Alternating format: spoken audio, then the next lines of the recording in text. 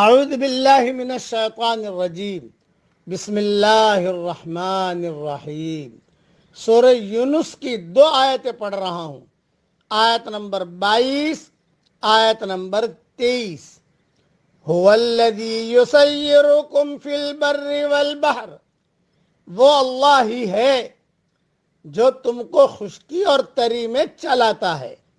حتی اذا کنتم فی الفلک، چنانچہ جب تم کشتی میں ہوتے ہو، وجرین بہم بریح طیبۃ وفرحوا بها، اور کشتیاں لوگوں کو لے کر موافق ہوا سے چل رہی ہوتی ہیں اور لوگ اس سے خوش ہوتے ہیں۔ جاءتها ریح عاصف وجاءهم الموج من كل مکان، یکایک ایک تیز ہوا آتی ہے اور ان پر ہر جانب سے موجیں اٹھنے لگتی ہیں۔ وَظَنُّوا أَنَّهُمْ أُحِيطَ بِهِمْ، اور وہ گمان کر لیتے ہیں کہ ہم گھر گئے۔ دعوا اللہ مخلصین لہ الدین، اس وقت وہ اپنے دین کو اللہ ہی کے لیے خالص کر کے اس کو پکارنے لگتے ہیں۔ لئن انجیتنا من هذه لنکونن من الشاکرین، اگر آپ نے ہمیں اس سے نجات دے دی تو یقیناً ہم شکر گزار بندے بنیں گے۔ فلما انجاہم اذا ہم یبغون فی الارض بغیر الحق، پھر جب وہ ان کو نجات دے دیتا ہے تو فوراً ہی زمین میں ناحق سرکشی کرنے لگتے ہیں۔ یا ایہا الناس انما بغیکم علی انفسکم، اے لوگو تمہاری سرکشی تمہارے اپنے ہی خلاف ہے۔ متاع الحیات الدنیا، دنیا کی زندگی کا نفع اٹھا لو۔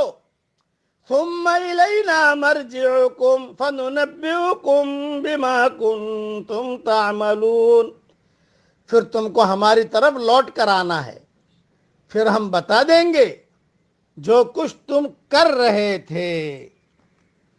یہ اللہ تعالیٰ نے سمندروں کی اور کشتی کی مثال دی ہے۔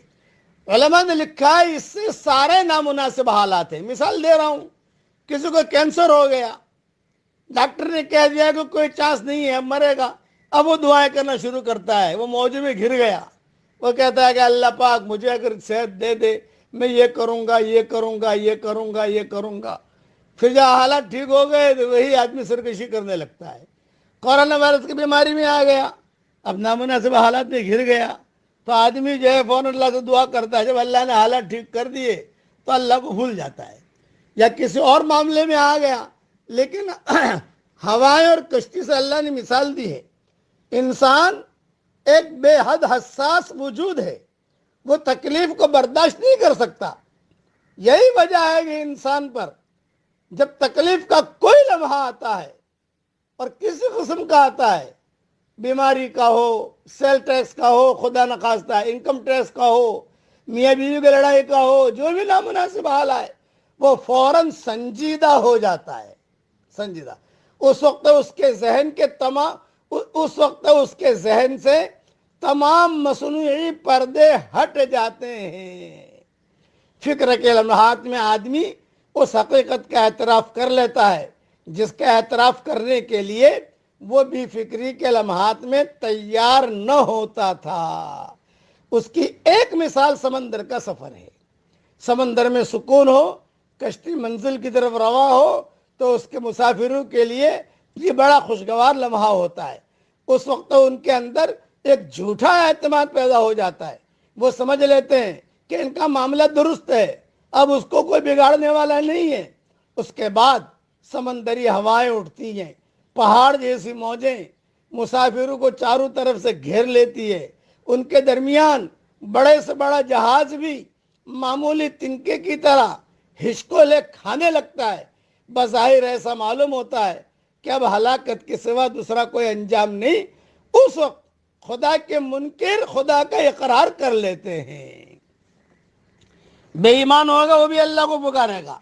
حضرت اکرمہ کشتی میں سوار ہوئے اور کشتی ان کی ڈوبنے لگی، فوراً اللہ کو پکارا، اللہ اللہ اللہ اللہ۔ بے ایمان تھے، قصہ میں تفصیل سے بیان کر چکا ہوں۔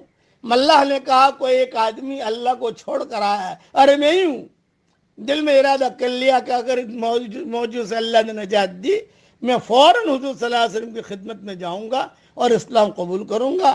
چنانچہ انہوں نے وعدہ پورا کیا اور اسلام قبول کیا۔ یہ پورا قصہ میں نے اپنے سبقوں کے اندر بیان کر دیا ہے۔ ترمذی میں حیات الصحابہ وغیرہ میں قصے موجود ہیں۔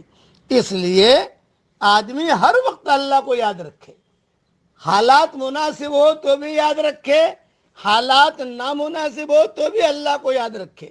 اس لیے اللہ کے احکامات کو پورا کرنا، اور اگر نامناسب حالات آئے، اللہ نے وہ نامناسب حالات دور کر دیے تو جو اللہ سے وعدہ کیا تھا وہ وعدہ بھی پورا کرو۔ یہ نہیں نامناسب حال آیا، دعائیں مانگنا شروع کی، اللہ نے حالات ٹھیک کر دیا تو اللہ کو ہی بھول گئے، یہ نہیں۔ اس لیے اللہ تعالی ہم سب کو ہر حال میں اللہ کو پکارنے والا اللہ ہم سب کو بنائے۔ حالات اچھے ہوں یا برے ہوں، ہم اللہ ہی کو پکاریں گے۔ اللہ تعالی ہم سب کو دین پر چلنے کی توفیق عطا فرمائے، آمین۔ وآخر دعوانا ان الحمدللہ رب العالمین۔